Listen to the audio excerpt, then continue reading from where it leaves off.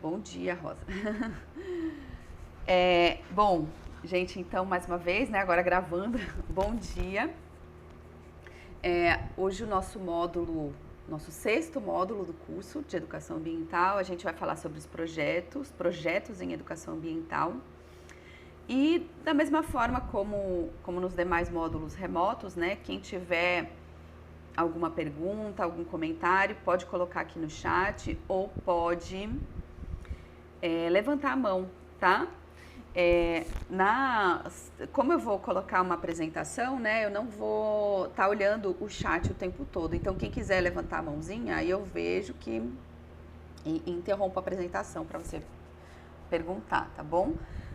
Caso alguém coloque alguma pergunta, alguma questão no chat, aí eu vou pedir ajuda da Tânia para me chamar, tá bom, Tânia, se eu não tiver visto.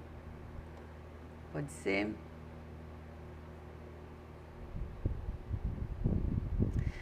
Bom, então vamos lá, começar. Eu ainda quero que dê um tempinho lá no final para abrir para vocês contarem um pouquinho como é que está sendo como é que os projetos estão sendo pensados, tá? Então vamos lá, vamos apresentar.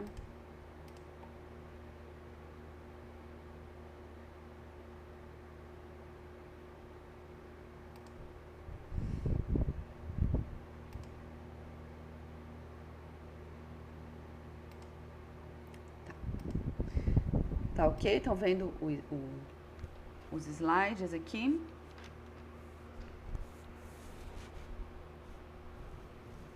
Qualquer coisa vocês me chamem, me avisem, tá? Que eu não tô vendo agora vocês aqui na tela. Bom, então projetos em educação ambiental. E existem tipos diferentes de projeto, né? Quando a gente fala, né, em projeto, existem vários tipos, né? E aqui estão digamos, os que a gente costuma mais pensar, né, utilizar. Os projetos de pesquisa, os projetos de extensão e os projetos de intervenção, né? Na universidade, a gente tem um tripé, né, que se fala na universidade, que é o ensino, que seriam basicamente as nossas aulas, as orientações de alunos, né? O ensino, a pesquisa e a extensão. E esses três se retroalimentam, né? O ensino precisa da pesquisa, que precisa da extensão, né? E assim vai. E aqui eu coloquei também os projetos de intervenção, porque, por exemplo, os que vocês vão fazer, né, nas escolas são projetos de intervenção, né? Vão fazer uma intervenção, uma proposta, né, uma ação realmente. E que a ideia é mudar uma realidade, né? Mas esses três tipos, eles estão super relacionados, né? Então, a pesquisa, de uma forma bem básica, é quando a gente quer conhecer uma realidade, quer conhecer, né, quer obter informações sobre um contexto, né? Entender como as pessoas pensam determinado assunto, né? Por exemplo, a extensão é quando a gente sai dos muros da universidade, da escola, quando a gente vai para a comunidade, né? Então, no caso aqui do nosso curso, ele é um curso classificado dentro da UFRA como um curso de extensão, porque ele está saindo da universidade e indo para a comunidade, né? No caso, comunidade escolar, mas está saindo dos muros, né, da universidade. E as escolas também podem fazer projetos de extensão, né, e abranger a comunidade. E os projetos de intervenção, então, quando a gente propõe alguma coisa que vá, né, uma ação que a ideia é tentar modificar de alguma forma a realidade, né? No caso dos que vocês estão pensando, planejando, tentar mudar alguma coisa dentro da realidade escolar, né, em relação às questões ambientais. E, como eu disse, eles também estão relacionados. Muitas vezes, dentro da educação ambiental, é até complicado, às vezes, a gente delimitar o que faz parte da pesquisa, o que faz parte da extensão, né? A gente tem também atividades, projetos de extensão que são atrelados a uma intervenção, né? Então, faço uma atividade e a partir dessa atividade, né, dessa intervenção ou de alguma mudança que eu proponho ali naquele ambiente, eu estou realizando uma extensão e eu também vou investigar como é que funcionou aquela intervenção, né? Então, na educação ambiental, às vezes é até complicado a gente delimitar o que é uma coisa e o que é outra. Mas todos esses tipos, eles estão aí, de uma certa forma, entrelaçados e são bem importantes, né? Então, a gente vai falar um pouquinho iniciar falando sobre a pesquisa em educação ambiental. A partir desse capítulo de livro, que foi usado como referência. O título do capítulo é esse aqui, Métodos e Técnicas de Pesquisa em Educação Ambiental, e o título do livro é Educação Ambiental e Sustentabilidade, do Antônio Carlos Gil, professor da Universidade Municipal de São Caetano do Sul. Bom, e por que é importante a pesquisa na educação ambiental, né?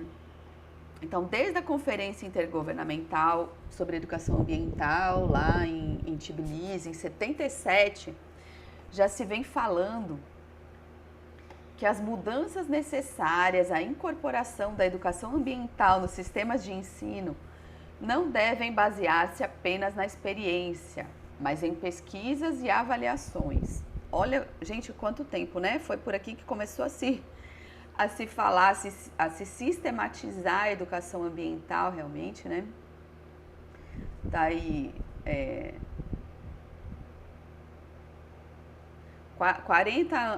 quase 50 anos depois, agora que a gente está implantando de uma forma mais efetiva, né? Começando aqui pelo Pará, mas aqui no Brasil a gente está começando a colocar realmente, né, a incorporar a educação ambiental nos sistemas de ensino de uma maneira mais direcionada, mais focada, né, mais direta. E aí, então, desde lá se fala da necessidade de pesquisa e avaliação para incorporar a educação ambiental nos sistemas de ensino. E desde lá também se recomenda que sejam efetuadas pesquisas sobre as metas e objetivos da educação ambiental. Então, né, lembra quando a gente falou lá naquele primeiro módulo de que educação ambiental a gente está falando, né? Educação ambiental conservacionista, pragmática, crítica, né? A partir dessa compreensão de que educação ambiental a gente está falando, está querendo falar, eu consigo pensar melhor em metas e objetivos, né? E inclusive, realizar pesquisas sobre isso, né? A partir do momento que eu pesquiso, né? Eu vou tentar entender num determinado setor, né? No governo do estado do Pará, né? Na prefeitura de Capitão Poço, numa escola específica, né? O que essa instituição entende por educação ambiental, eu já estou, né, tentando realizar aqui uma pesquisa, né, uma compreensão de que tipo de educação ambiental está sendo falado, está sendo pensado naquele espaço, né? E então, quais seriam as metas e objetivos atreladas a essa visão de educação ambiental, né? Recomenda também que se efetuem pesquisas sobre as estruturas epistemológicas e institucionais que influenciem nas necessidades ambientais, né? Então, né, de que meio ambiente a gente está falando, né? Em que local, em que espaço, né? Como é que uma determinada comunidade entende meio ambiente? De que meio ambiente a gente está falando? A gente está falando ali das espécies ameaçadas, a gente está falando ali, né, da importância da biodiversidade, a gente está falando dos problemas ambientais, das ameaças, enfim, de toda a questão socioeconômica envolvida também com o meio ambiente, né? Então, que estruturas epistemológicas e institucionais estão envolvidas aí nesse conceito de meio ambiente? Também necessário efetuar pesquisas sobre conhecimentos e atitudes dos indivíduos, com o objetivo de precisar condições pedagógicas mais eficazes. A esse ponto aqui eu vou voltar depois, que eu acho que é bem importante para a gente aqui enquanto professores, né? E também pesquisas sobre as condições de fomento à educação ambiental, né? Então, os conteúdos base, a elaboração de métodos que permitam melhor assimilação de conteúdos e conceitos, valores e atitudes, inovações no ensino do meio ambiente, a pesquisa sobre métodos educacionais de baixo custo, entre outros, né? Bom, e aí existem várias modalidades de pesquisa utilizadas na educação ambiental, né? E aqui o autor ele ressalta algumas que a gente vai comentar. Então, a pesquisa experimental, ela é pouco utilizada, né, na educação ambiental, porque experimento, a gente se refere a experimento quando está falando de um ambiente controlado, né? Então, um experimento é algo que a gente vai tentar controlar o máximo possível as interferências, né, as variáveis aí que possam influenciar no resultado. E então é algo controlado. E quando a gente está falando de pessoas, né, ainda mais crianças, adolescentes, a gente tem dificuldade em controlar essas influências externas que vão interferir no resultado que eu vou encontrar na minha pesquisa, né? Mas apesar de pouco utilizado, tem como fazer, né? Dá para fazer. Então, um experimento interessante que eu já vi com crianças pequenas, né, feito, relacionada a questões ambientais, foi assim, mas não era nem dentro da área da educação, era na área da psicologia, né, tentando entender a importância do contato com a natureza para as crianças, né. Eram duas salas iguais, né, duas salas absolutamente iguais, fechadas, todas de vidro, né, as paredes de vidro para poder observar as crianças que estavam lá dentro. E assim, climatizadas e tal, e as crianças foram colocadas, dois grupos de crianças escolhidas aleatoriamente, então foi feito um sorteio, né, todas da mesma idade, um sorteio de quais iriam para uma sala, quais iriam para outra. Então foi feita uma seleção aleatória dessas crianças, né? E qual era a diferença? A diferença é que as salas eram assim, iguais no geral, porém uma era repleta de plantas, né? De vegetação, em vasos mesmo, né? Toda decorada com vegetação. E a outra não tinha nada, né? Então eles colocaram as crianças dentro dessas salas e ficaram observando o comportamento delas, como é que era nesses dois ambientes, né? Enfim, aí nessa pesquisa especificamente, né, foram feitas várias vezes, uma sequência de várias observações com crianças diferentes, né, foram trocando as crianças e chegaram à conclusão, né, de que num ambiente com plantas, né, com vegetação ali, com flores, né, as crianças ficaram muito mais motivadas, interessadas, curiosas, né, as crianças pegavam nas plantas, né, cheiravam, mexiam na terra, muito mais motivadas por mais tempo do que as crianças que estavam numa sala em que não tinha nada disso, né. As crianças na sala que não tinha a vegetação, rápido ficavam ali meio entediadas, meio sem saber muito o que fazer, né? Enquanto as outras ficavam ali curiosas, mexendo, movimentando. E a gente já sabe bem, né, hoje em dia, o impacto da natureza até na nossa saúde mental. Existem vários trabalhos falando sobre isso, né? Que o ser humano se sente muito melhor quando tem contato com natureza. E aí tem vários, né, vários trabalhos que falam, pelo menos 1 hora por semana em contato com a natureza, né, ajuda a acalmar, ajuda a melhorar parâmetros fisiológicos de estresse, então reduzir hormônios relacionados a estresse, entre outras coisas, né? Melhora a saúde, melhora a imunidade, né? Enfim, isso para dar um exemplo de uma pesquisa experimental feita na educação ambiental. E uma outra ideia, né, de pesquisa experimental, que acho que pode ser interessante aqui para a gente enquanto professor, por exemplo, quando a gente propõe uma metodologia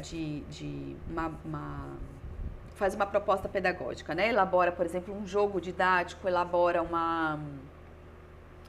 até uma sequência didática, né, com várias atividades que vão ser feitas aí para falar de alguma questão ambiental. Mas às vezes eu tô meio na dúvida, será que vai funcionar melhor com 8º ano ou com 9º ano, por exemplo, né? Então, tento controlar as condições que podem influenciar, né? Então, fazer, né? Tem que ser em salas mais ou menos com o mesmo padrão, né? Não adianta ser uma mesma metodologia aplicada numa sala super confortável e outra numa sala que não tem o mesmo padrão, né? Mas assim, comparar para eu verificar, esse aqui funcionou melhor, né? Com os alunos desse ano, funcionou melhor com os alunos do outro ano, né? Seria aí uma ideia de um experimento, tá? Que inclusive, né, só um parênteses, eu tenho feito uma atividade dessa com uma aluna minha de PIBIC, né, de iniciação científica. A gente tá com um projeto, foi até aplicado recentemente na escola Valmeri Borges, né, não sei se tem alguém aqui da escola, mas aproveitando para agradecer aí a parceria, é um jogo que a gente elaborou, eu e essa minha aluna, sobre mudanças climáticas, né, então sobre causas da mudança climática. E causas nem sempre tão claras assim, né? E aí a gente elaborou um jogo da memória com várias perguntas, com imagens, né?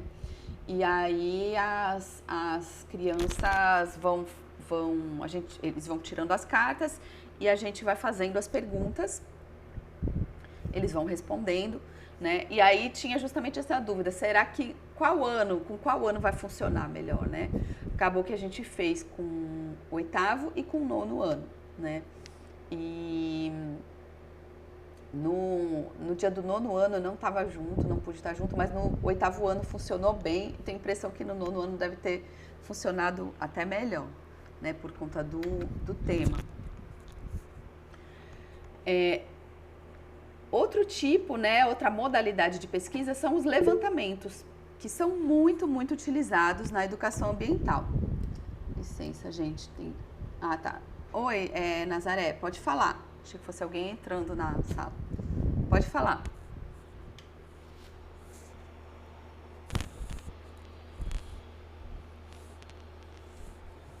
Professora? Quer falar alguma coisa?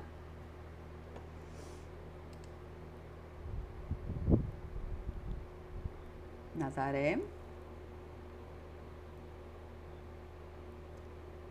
Não sei se ela levantou sem querer. Eu vou dar... Eu acho que foi sem querer, Fernanda. Né? Tá. Eu vou dar continuidade, qualquer coisa depois chama de novo, tá bom?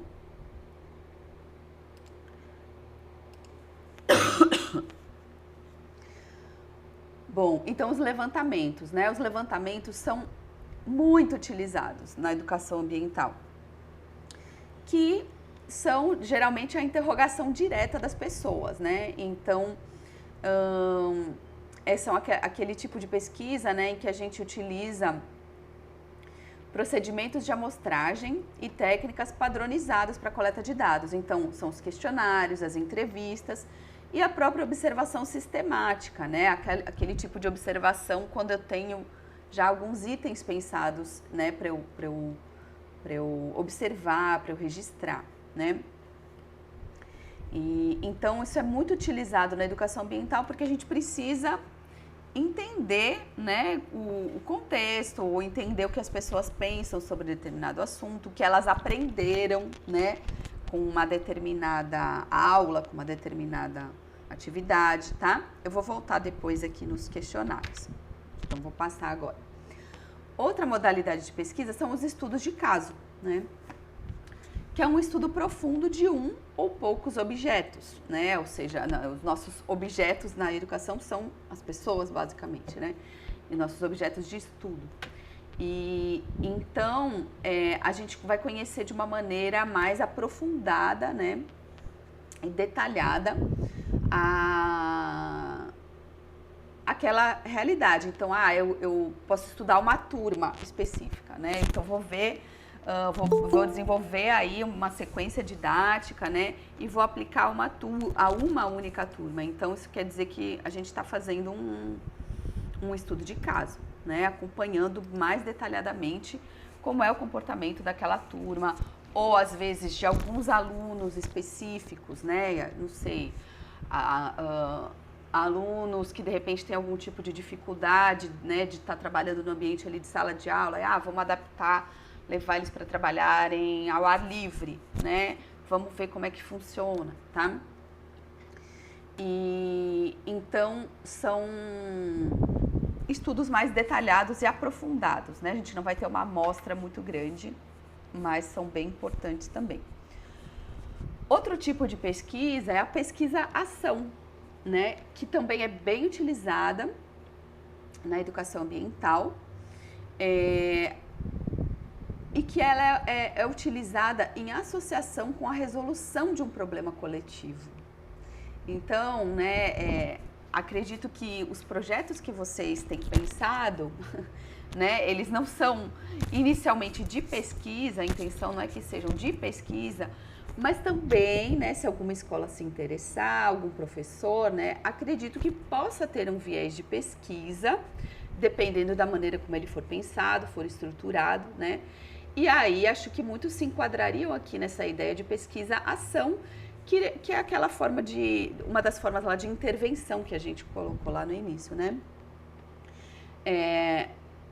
Então, o objetivo principal, né, dessa modalidade de pesquisa é a resolução de uma situação, né, junto com a compreensão de como foi todo esse processo. Então, como é que era antes, como é que foi o processo. Olá, Fernanda. Oi. A Nazaré está querendo falar. Tá legal. Tá, já vou voltar.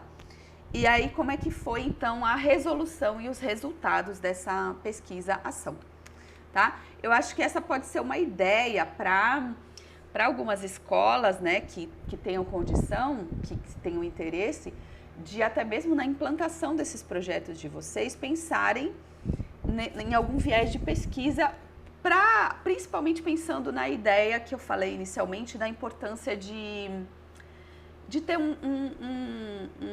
um embasamento, né, para consolidar realmente a educação ambiental aí no futuro. Pode falar, Nazaré.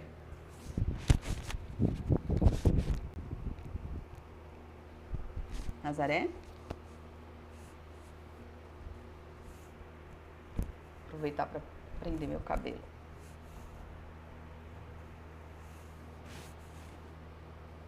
Nazaré? Tá me ouvindo?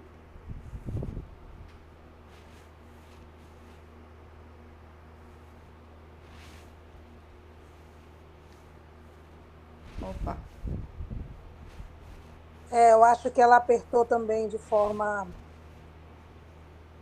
Ou desistiu, né? Tá bom, tudo bem. Qualquer coisa depois a gente retorna. Tá aqui, ela falou no chat, desculpa. Tudo bem, sem problemas. Bom, vamos lá então. Outra modalidade é a pesquisa participante, né? Que ela é bem, no nosso contexto latino-americano aqui, ela passou a ser bem importante, bem interessante, porque nesse tipo de pesquisa, aqui ó, embaixo, a comunidade tem o poder de pesquisar-se a si mesma, questionando a própria autoridade científica. Então, esse é um um olhar bem interessante, né? Quando a gente pensa, por exemplo, na comunidade escolar conseguindo pesquisar-se a si mesma, né? Vamos supor aí um projeto, né, de pesquisa em educação ambiental em que os próprios alunos vão entrevistar os moradores ali do bairro, né? Vamos dizer, um bairro que sofra com questões de saneamento, vamos falar, né? Vamos chutar aqui. E aí os próprios alunos vão atrás de levantar informações, de registrar, né? De tirar fotos, de conversar com os moradores ali na região, de conversar com os próprios, com outros estudantes mesmo da própria escola, né? E esse é um processo, né? A pesquisa participante é um processo que dá essa autonomia, até esse empoderamento, né, para a própria comunidade, porque ela está buscando entender o contexto dela mesma e ela própria pensar em possíveis soluções, né? Então também é uma modalidade bem bacana. Outro tipo de pesquisa, licença, gente, tem mais alguém aqui querendo entrar.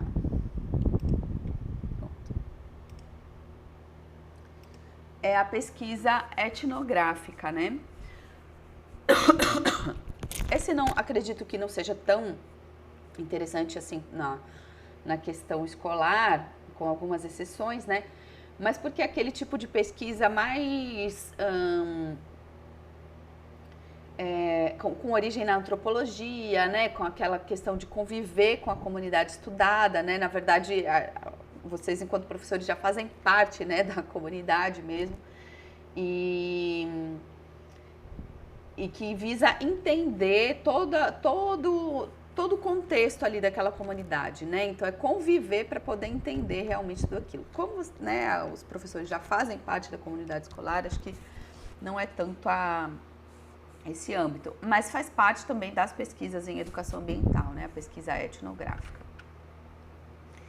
E o último que a gente vai falar aqui, a última modalidade de pesquisa, é a teoria fundamentada nos dados, né?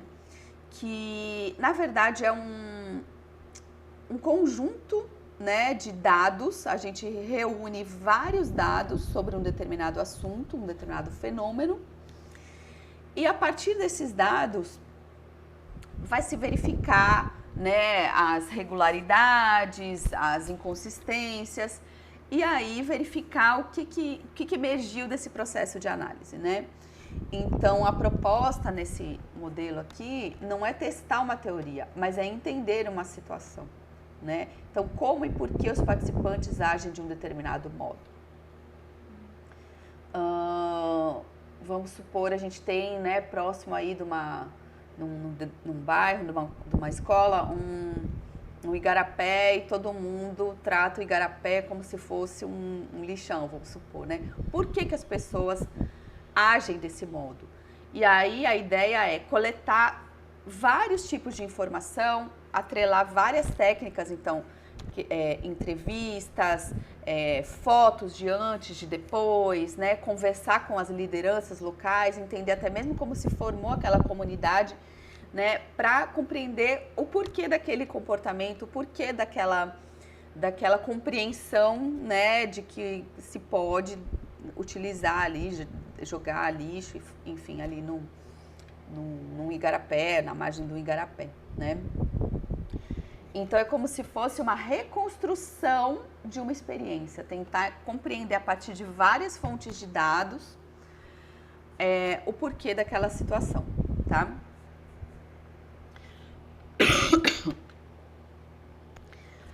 Bom, e aí a gente vem para o planejamento da pesquisa, que também tem tudo a ver com o planejamento do projeto, planejamento dos projetos de intervenção também que estão sendo feitos, né? Então, é fundamental determinar o que, né? O que eu quero saber, como, né? Que é a metodologia, como que eu vou fazer isso, onde, quando, por quê, né? Que é a justificativa, né? Então, quando a gente fala de um projeto de pesquisa, a gente começa, né, fazendo a formulação de um problema, né? Então, pensando o problema que vai ser estudado, né? O que é que eu vou estudar? A partir disso, eu vou construir hipóteses, né? Depois eu vou pensar nas variáveis, né? No que eu vou ter que analisar. Então, quando a gente fala de entrevistas, por exemplo, ou questionários, muitas vezes o gênero é uma variável importante. Então, a opinião de homens e mulheres pode ser bem diferente, né? A idade também pode ser uma variável muito importante, né? Então, às vezes os mais novos pensam muito diferente dos mais velhos, né? Que tipo de variáveis são importantes na minha pesquisa, né? Depois eu vou pensar na construção dos instrumentos de coleta de dados, então vai ser questionário, vai ser entrevista, vai ser registro fotográfico, né? Como é que eu vou fazer isso? Depois pensar num cronograma, nos recursos materiais e humanos necessários, o que eu vou precisar, né?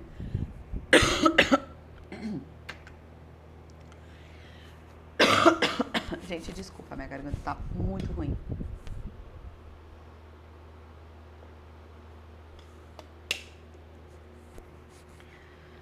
Bom, e aí aqui tem algumas técnicas de coleta de dados, né, que a gente costuma utilizar em educação ambiental.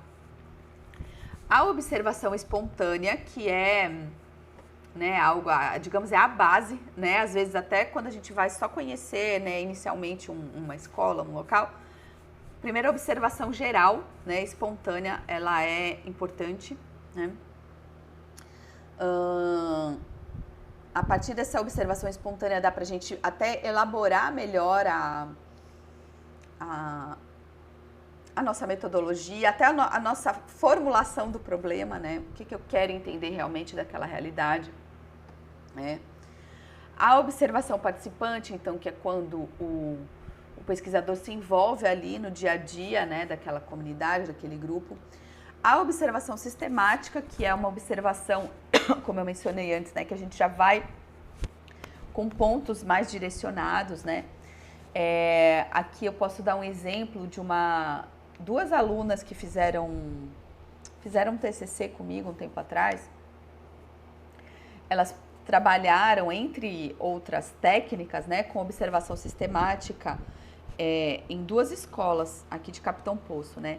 Então, elas na observação sistemática, elas foram para as escolas já com uma série de itens, né, relacionadas à questão estrutural da escola voltada para a educação ambiental. Então, elas já, desde o início, foram para observar. Tem lixeira, né, para coleta seletiva, tem... a escola é arborizada, elas foram com alguns pontos assim.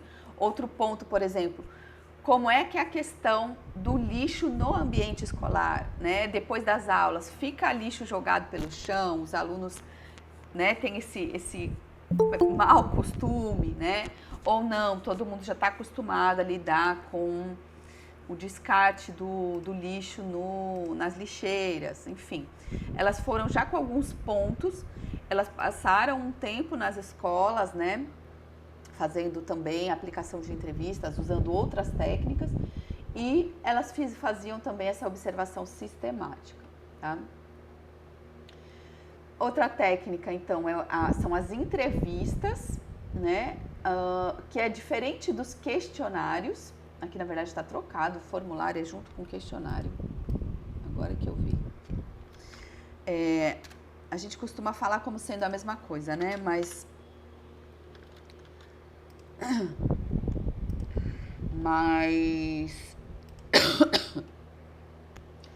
entrevista é uma técnica, né, de coleta de dados em que você tem perguntas abertas também. Você pode ter só perguntas abertas, ou seja, são aquelas perguntas em que pergunta assim, para você o que é meio ambiente?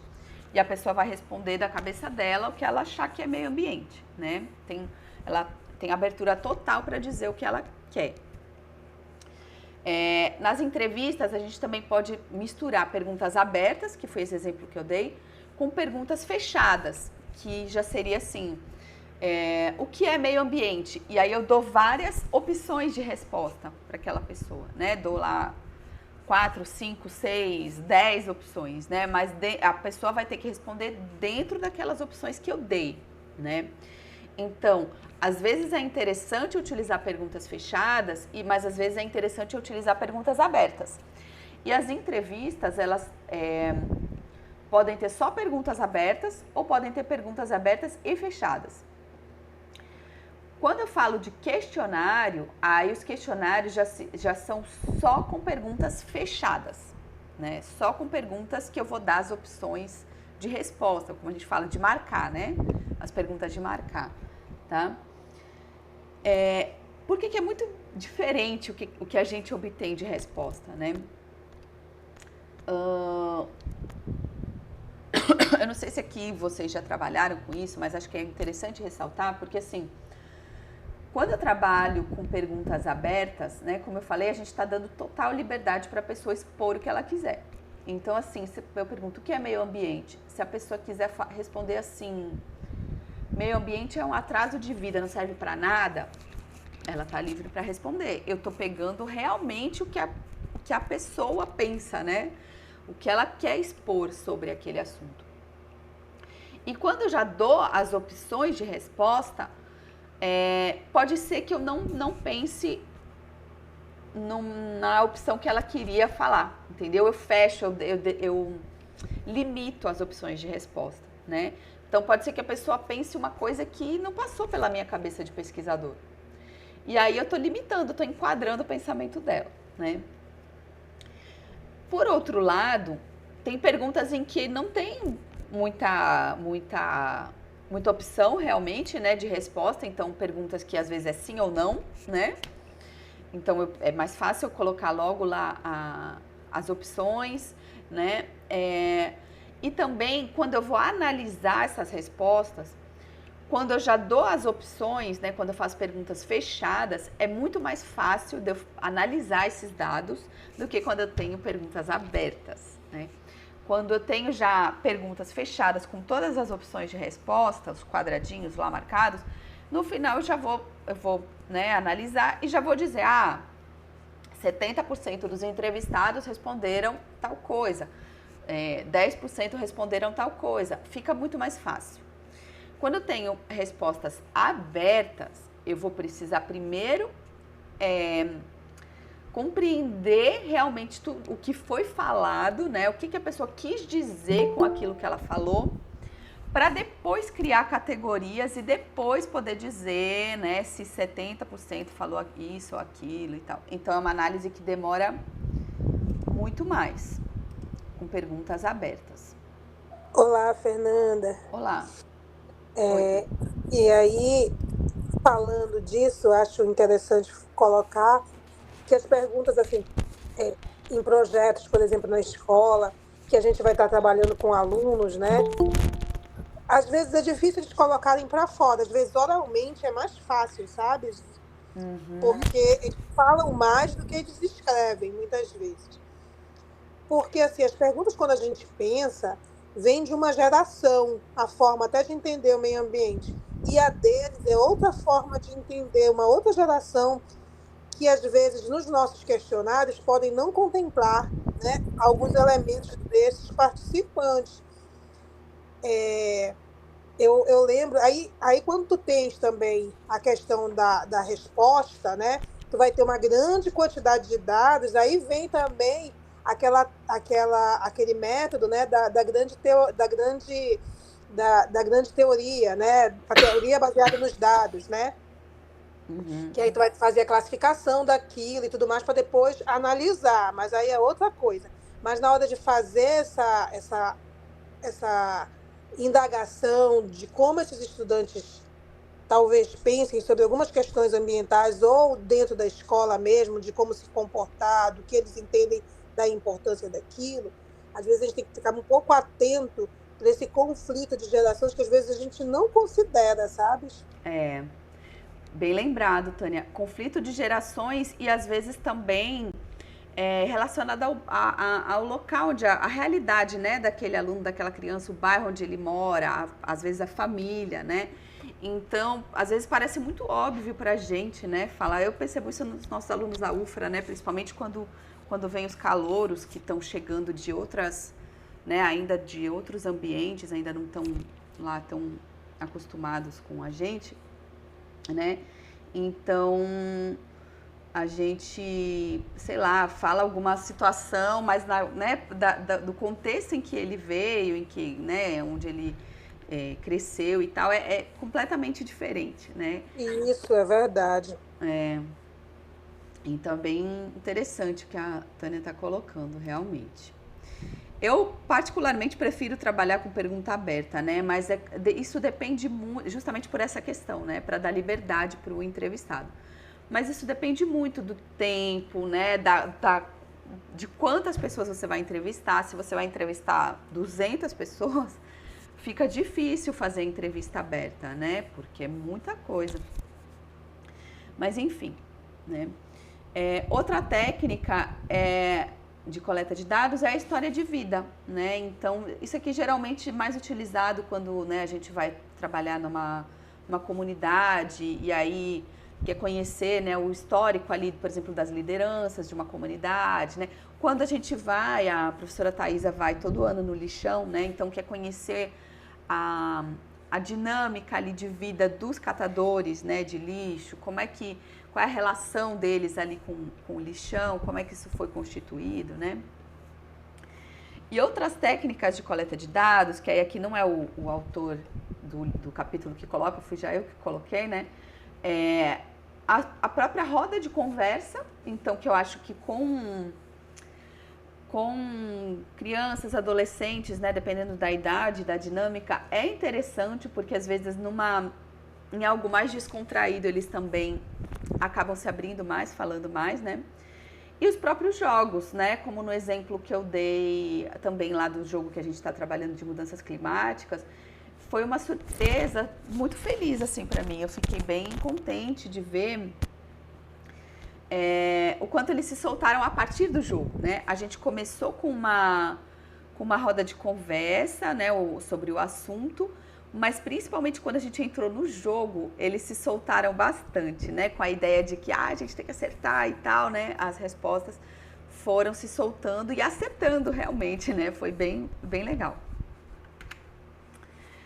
E aí, aqui já tem uma outra referência, né, aqui esse é um capítulo de um outro livro, né, que vai falar sobre percepção e representação ambiental, que eu acho que são instrumentos, assim, fundamentais para a educação ambiental, realmente. Por isso, aqui eu não vou entrar tão a fundo, mas vou falar rapidamente, porque eu acho que é algo bem importante. Tem mais alguém aqui entrando. Bom, então, assim, o que é percepção ambiental, né? Percepção ambiental é a maneira como eu ou como qualquer pessoa percebe o meio ambiente, né?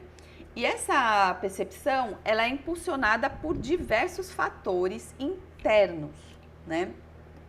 Percepção é fundamental para a sobrevivência humana, porque permite sentir o que tem ao nosso redor, né? Então, até mesmo, a gente está falando aqui com foco, né, percepção ambiental, a gente pensa mais assim, como é que eu percebo, né, a floresta, como é que eu escuto os sons de uma floresta, né, de um rio, né?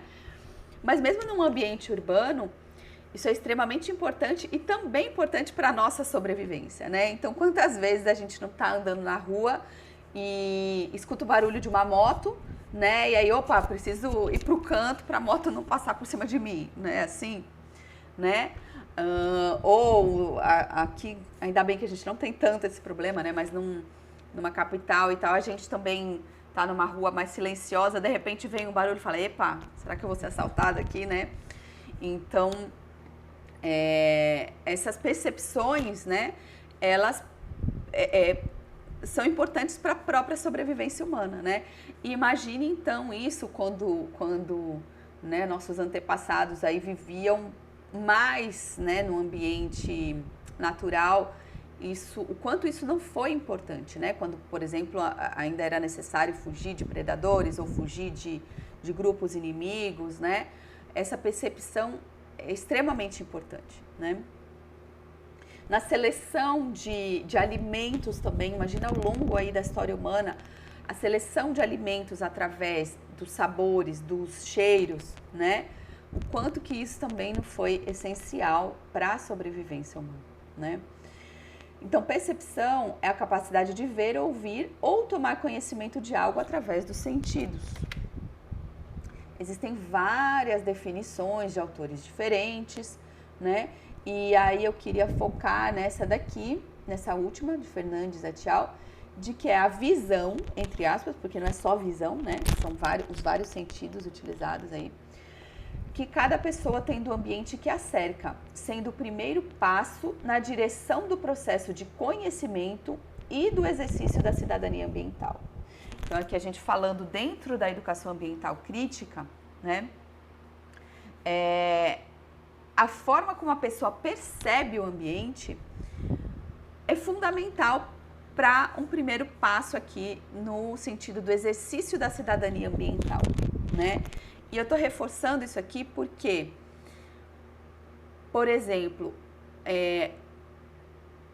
em geral, né, quanto mais a gente está num ambiente urbanizado, quanto mais urbanizado o local onde a gente vive, a gente tem uma relação mais utilitarista com os recursos naturais, né? Então, a água serve para eu beber, a água serve para, né, para eu cozinhar, para eu limpar, ou até mesmo para lazer, mas é uma relação utilitarista, né?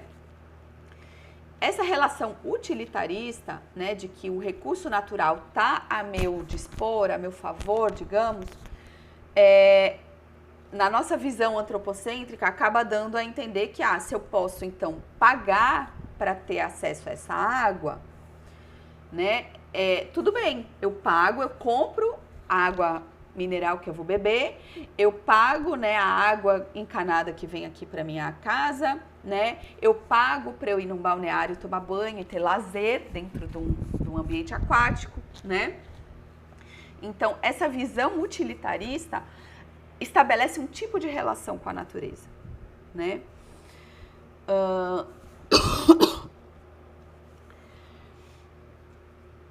E em geral também, né, em geral, tô falando de uma forma bem geral, tá, gente? Pessoas que vivem em ambientes menos urbanizados, cada vez menos urbanizados, né, tem outro tipo de relação com a natureza, que não só essa relação utilitarista, né, mas tem, por exemplo, uma relação de admiração, né? Uma relação até sobrenatural no sentido de espiritualidade, né? Então, não sei se vocês se lembram,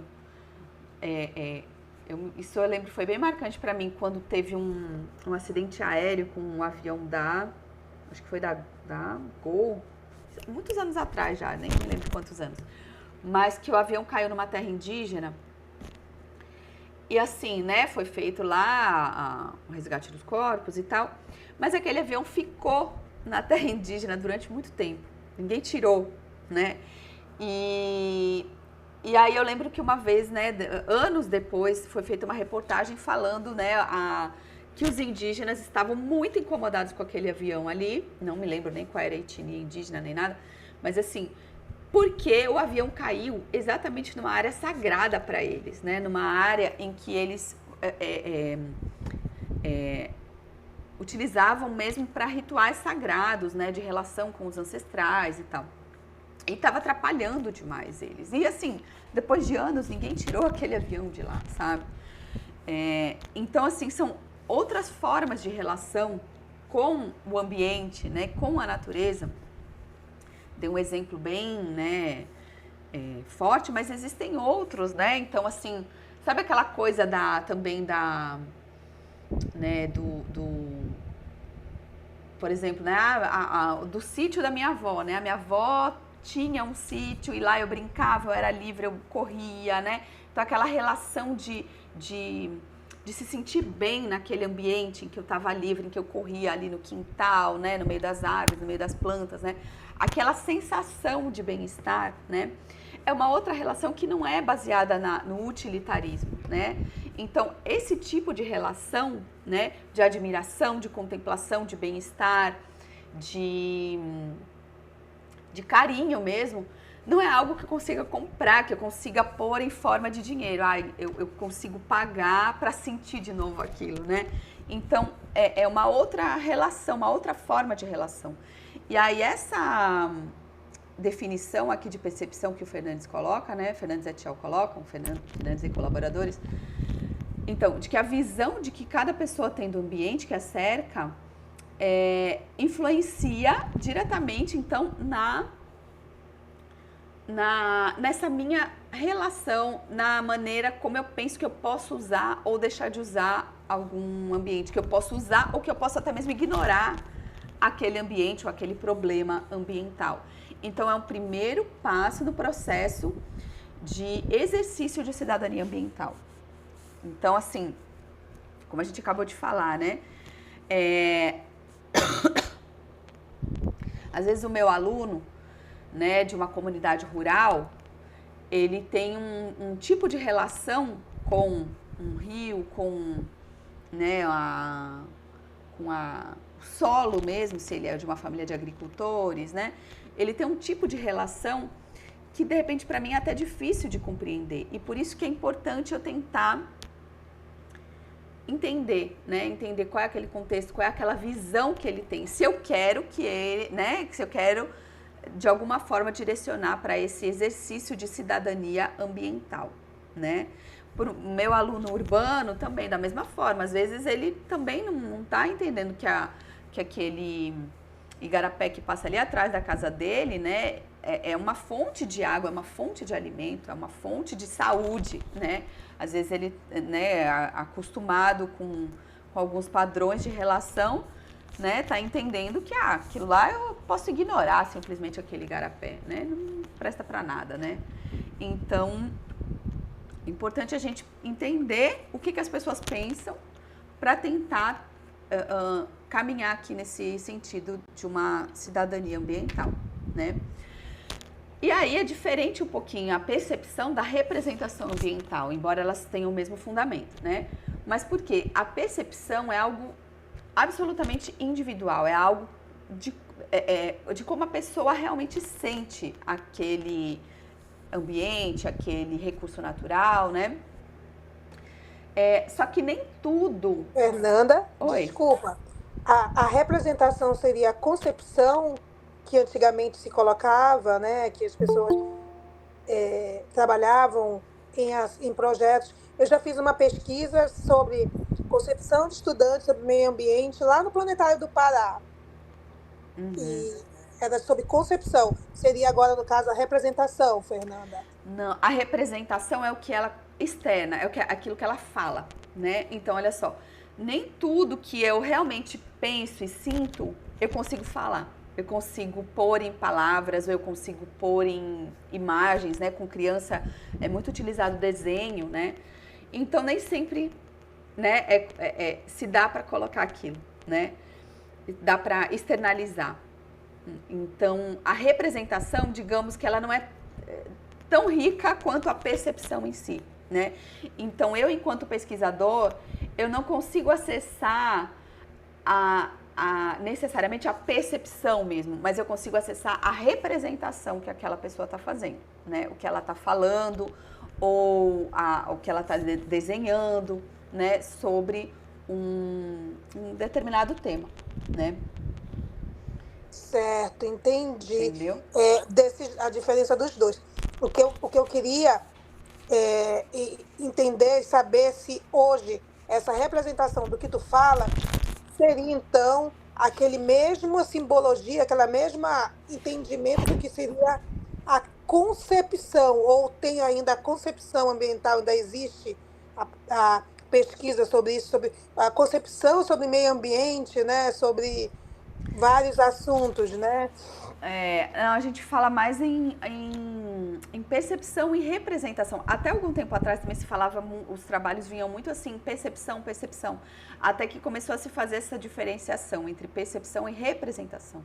Não, a percepção é algo realmente individual, né? E é muito difícil que a pessoa consiga realmente externalizar tudo que ela percebe sobre um ambiente, né?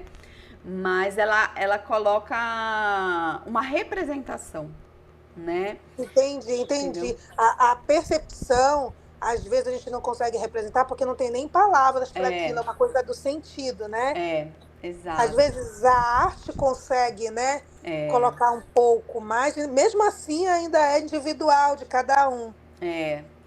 Porque a nossa linguagem, todas as linguagens, né, a gente não, tem, digamos, algumas limitações dentro das linguagens, né? A gente não consegue, Isso. muita coisa que a gente sente, a gente não consegue falar, né? Então eu lembro até das visitas lá na Sala Verde, né, no nosso projeto lá na UFRA, que a gente trabalhava com visitas. Era comum no final das visitas a gente pedir para as crianças, né, responderem um questionáriozinho com poucas perguntas, né, e no final fazerem um desenho da visita. Esse desenho era uma representação, e porque eles não conseguiam desenhar, né, tudo que foi visto durante a visita, e muito menos o que eles sentiram. Então o que eles desenhavam, né, a gente tomava como o que mais chamou a atenção, o que mais ficou, né, ali daquela visita, porque não tem como acessar tudo, né? Essa é uma questão que é uma limitação da metodologia, né? Uma limitação metodológica mesmo, não tem como, né, a gente acessar tudo, né? E outra coisa bem importante é saber que existem filtros, né, no fenômeno perceptivo e, consequentemente, na representação, no que vai ser falado, no que vai ser externalizado quando a gente faz uma pesquisa desse tipo. Então, existem filtros fisiológicos, né? Então, por exemplo, eu estou falando sobre plantas, né? Com meus alunos, né? Enfim, com qualquer público que seja, né? Existem filtros fisiológicos, né? Como o próprio daltonismo, a percepção de cheiro, que é algo tão, né, subjetivo.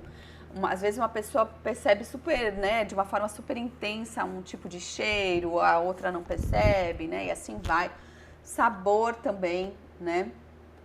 Então, existem filtros fisiológicos que vão diferenciar bastante essa percepção e a representação, né, ambiental.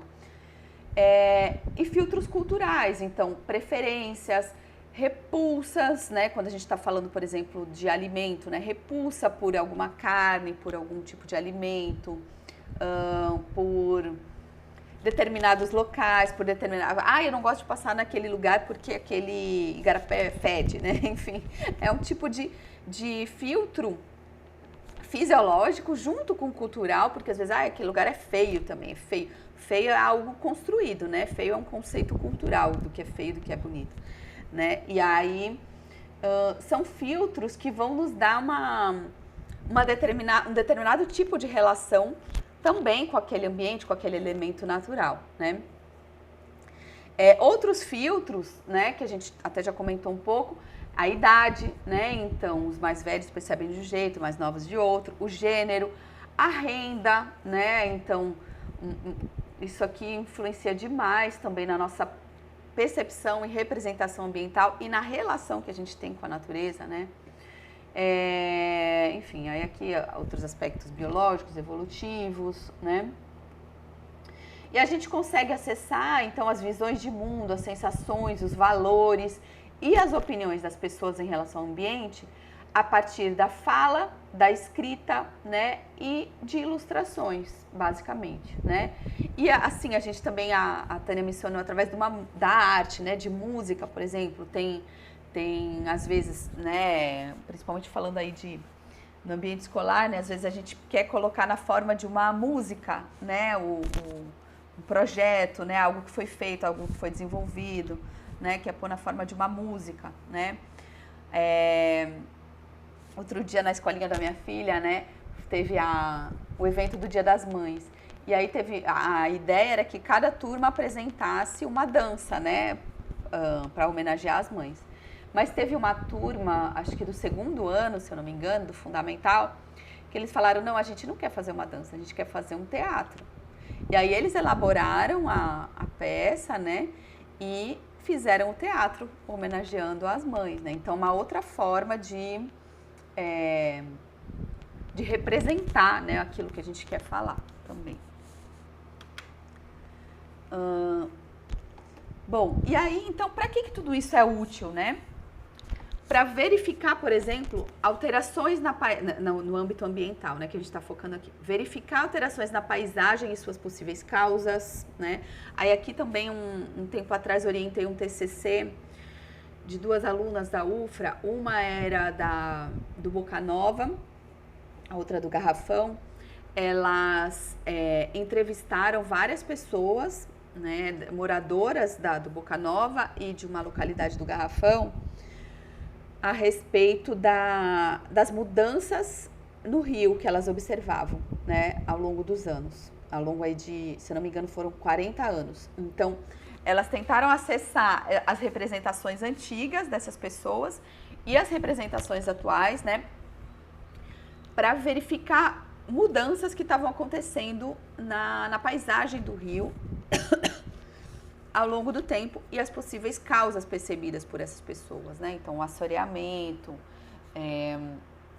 enfim, outras coisas, né, que foram aparecendo. Acessaram também fotos, né? Pediram fotos para verificar essas alterações na paisagem, né? Foi um trabalho bem bonito que elas fizeram. Também se acessa, né, representação ambiental para entender os critérios envolvidos na seleção e no uso de recursos naturais. Então, a gente prefere ir para um determinado local do que para outro. Por quê? A gente prefere utilizar tal recurso e não outro. Por quê? Né?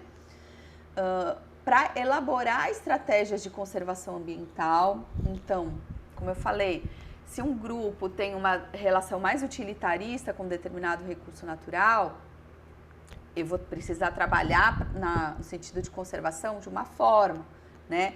Se tem uma relação mais de contemplação, de bem-estar, de aspectos mais emocionais, né, relacionados a um determinado ambiente, eu já vou elaborar estratégias de outra forma, né?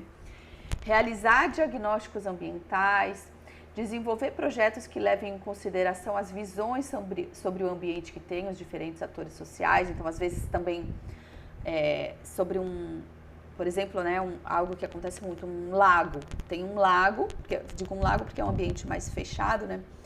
Muitas vezes tem conflitos sobre como lidar com aquele lago, né, de diferentes atores sociais. Então, o governo diz uma coisa, né, aí uma comunidade pensa outra, aí, enfim, o pescador pensa outra, e aí aquele conflito em relação àquele ambiente, né?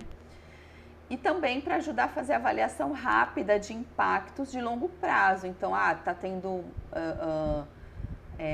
né, a gente falou aí de igarapé, por exemplo, nossa, tá sendo utilizado para descarte de lixo aqui esse igarapé, né?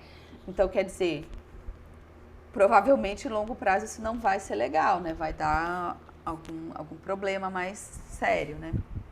Então, essas representações são bem interessantes por conta disso, tá?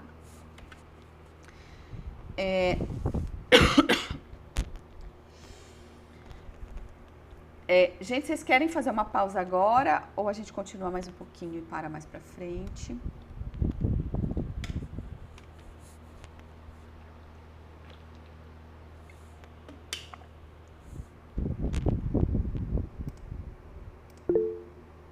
Pode ser agora? Tá bom. Então, vamos dar uma pausa aqui de uns 15 minutinhos, tá? Aí a gente volta para falar dos projetos de extensão, que daí já estão mais relacionados aos projetos que vocês já estão pensando para as escolas, tá? Que é mais relacionado à extensão com as intervenções que estão sendo pensadas. Tá bom? Então, daqui a 15 minutos a gente volta.